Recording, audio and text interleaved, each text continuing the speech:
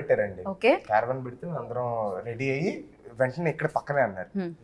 మంచిగా రెడీ అయ్యి నడవడం స్టార్ట్ చేసాం. వేడి ఎండ కొడుతుంది, నడుస్తాం అనమాట. అది కూడా మధ్యాహ్నం స్టార్ట్ అయింది. మధ్యాహ్నం నడుస్తాం అనమాట. ఎంత నడిచినా రావట్లేదు. అది కూడా మెట్లు అండి.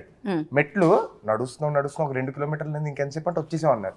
చూస్తే రూట్ లేదు, అక్కడ నీళ్లున్నాయి, దానిపైన దూక్కుంటూ వెళ్ళాలంట ఆ బీచ్ లోకి.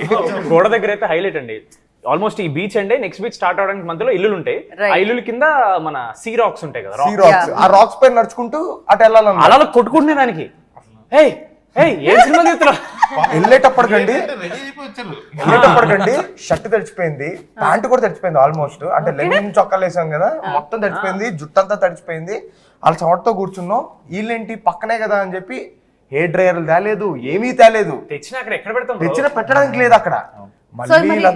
మళ్ళీ వీళ్ళందరూ వెళ్ళి మళ్ళీ 2 కిలోమీటర్లు మళ్ళీ వచ్చి బ్లో డ్రైల్ చేసి షర్ట్లు ఇప్పేసి అక్కడ ఫస్ట్ డే అండి గోవాలో. జనరలీ మనం ఇక్కడ ఫస్ట్ డే చేసినా దిస్ ఆల్వేస్ కొంచెం ప్రతిదీ పర్ఫెక్ట్ జరగదు. ఫస్ట్ డే ఈజీగా లేట్ అవుతుంది అండ్ అన్ని రావు.